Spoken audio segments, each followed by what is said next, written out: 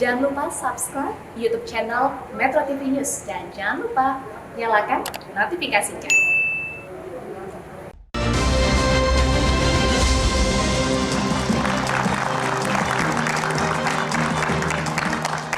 Oke, pemirsa, saya ingin sekalian menampilkan kepada Anda beragam motif spekulasi tentang motif pembunuhan Brigadir Yosua yang sudah beredar di mana-mana.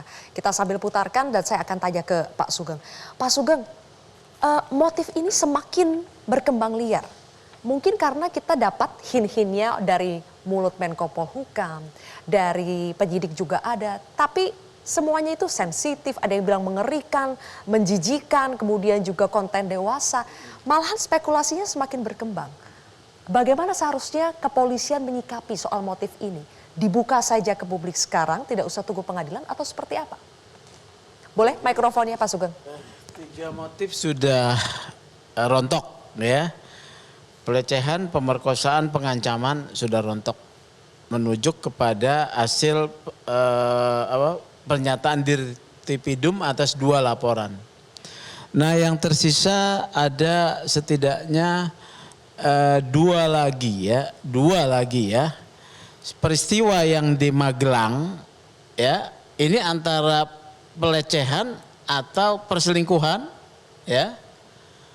Kemudian ada ya, selain perselingkuhan ada 2 lagi yang dikatakan menjijikkan. Saya tidak mau mengutip lah walaupun sudah ada ya, sudah ada yang membicarakan itu.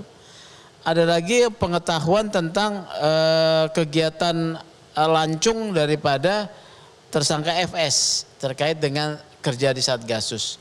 Itu saja yang kita dapat. Tetapi sebetulnya motif-motif itu ada di penyidik ya, karena penyidik sudah memeriksa saksi ini. Ya. Ibu P, Barada, yang terutama adalah Kuat Ma'ruf ya. Kuat Ma'ruf, kemudian Ricky dan juga Sambo. Ini motifnya ada di mereka. Tapi tersangka, kan tersangka bebas saja mau ngomong apa. Pada satu saat tersangka juga diperiksa sebagai saksi. Ya, ini boleh ditanya ke Pak Khairul ya. Yang lain juga tersangka, tetapi kalau perkara itu diseplit ini ya. Eliezer kalau perkara berdiri sendiri, FS berdiri sendiri, Kuat Ma'ruf dan Ricky berdiri sendiri, maka tuh mereka akan bisa saling bersaksi walaupun dalam konsep hukum pidana ada larangan ya. Ini pelanggaran hak asasi manusia ya. Tetapi ini bisa, karena keterbatasan ini bisa diperiksa nih ya. Dan ada dirumuskan dari sana. Oke.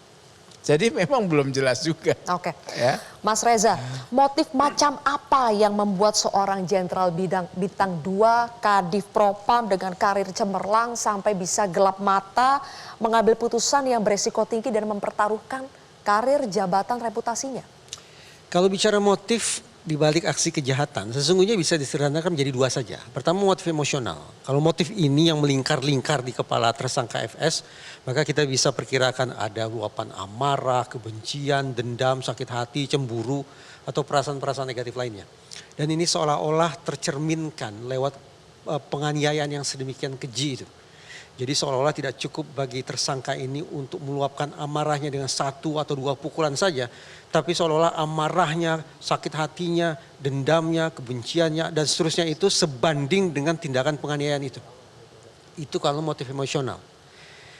Tapi masyarakat tampaknya tidak begitu percaya. Yaitu kata Mbak Sylvia tadi. Bagaimana mungkin seorang pejabat bintang 2 pula bisa larut dalam emosi yang tak terkendali macam itu.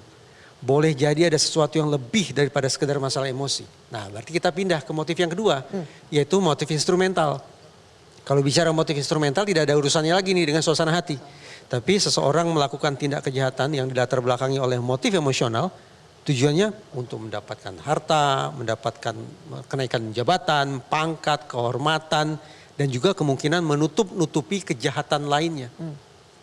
Nah alhasil, kalau polisi anggaplah sampai saat ini cenderung untuk menutup mulut terkait dengan motif tersangka FS, saya ingin memberikan tafsiran yang positif bahwa boleh jadi Polri mengendus ada sesuatu yang terkait dengan motif instrumental itu. Nah kalau motif instrumental ini kemudian diumbar ke publik, maka tidak terlalu kemungkinan ini akan mempersulit proses investigasi sendiri. Dengan kata lain, andaikan tersangka FS semata-mata dilatar belakangi oleh motif emosional, mungkin tidak terlalu sulit bagi Polri untuk mengungkapkan itu. Tapi karena ada motif instrumental di balik aksi pembunuhan tersebut, kemungkinan ya, itulah yang sedang coba ditelisik dan polisi memilih untuk menahan diri agar kemungkinan instrumental itu tidak kemudian membangun alibi, melarikan diri, menghilangkan barang bukti dan seterusnya dan seterusnya. Oke. Motif ini berkembang semakin liar, Pak Hairul Huda, ketika belum dibuka secara jelas. Tidakkah ini semakin merugikan citra Polri? Karena semakin aneh-aneh.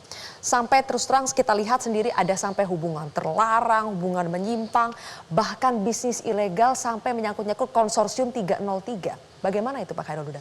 Ya itu dia, tadi Pak Sugeng sudah singgung bahwa sebenarnya ya di dalam membuktikan pembunuhan berencana ini sebenarnya tidak perlu dibuktikan motif. Ya.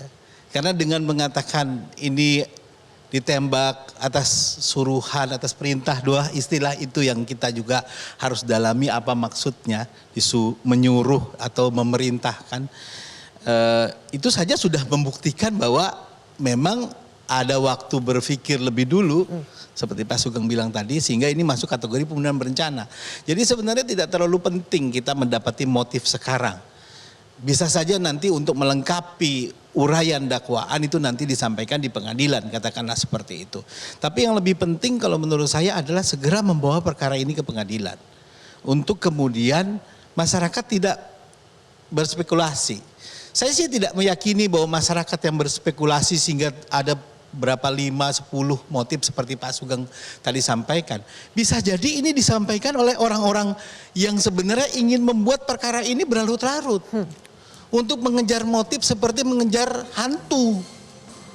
Buat apa kita mengejar motif sementara sudah bisa dibuktikan pembunuhan berencananya gitu loh. Ini dibikin untuk kemudian seolah-olah ini belum ketemu motifnya yang pasti. Periksa lagi ke Magelang. Buat apa periksa ke Magelang segala? Kan begitu. Jadi ini boleh jadi dibuat untuk memperlambat proses ini. Gitu. Untuk apa dibuat memperlambat proses ini? Ya karena buying time. Untuk apa buying time? Untuk kemudian memastikan semua terkondisikan. Apa yang Jaksanya mau dikondisikan, hakimnya dikondisikan, siapa tahu. Oke. Ini yang kita khawatirkan. Lebih cepat membawa perkara ini ke pengadilan, masih hangat, lebih baik. Kalau tadi, mohon maaf, pengacara dari keluarga Brigadir J misalnya, ingin tambah pasal ini, menurut saya tidak terlalu penting sekarang ditambah pasalnya. Ancamannya ini udah mati. Oke. Orang yang dijatuhkan pidana mati nggak boleh ditambah pidana yang lain. Baik. Buat apa nambah-nambah pasal memperlama proses ini? Kita perlu sekali segera ini dibawa ke pengadilan. Kita perlu sekali mereka yang dikatakan melanggar kode etik. Kalau tadi dikatakan barang bukti sudah rusak segala macam, kan masalahnya di situ. Masalahnya di situ. Kita memang terbiasa sekali, seperti Pak Sugeng tadi sampaikan, mengandalkan keterangan, alat bukti keterangan, termasuk keterangan saksi. Baik. Oke. Padahal sebenarnya tindak pidana bisa dibuktikan tanpa saksi. Kenapa harus tergantung pada saksi? Kalau alat bukti yang lain memadai. Kalau memang betul memadai. Karena kalau sampai memadai, sekarang gitu loh. katanya awalnya memang kesulitan karena banyak buktinya yang sudah dirusak. Kita akan lanjutkan nanti ya Pak Hairul Huda karena kita masih harus jeda terlebih dahulu pemirsa. Masih ada satu segmen lagi, tetaplah bersama kami di Kontroversi.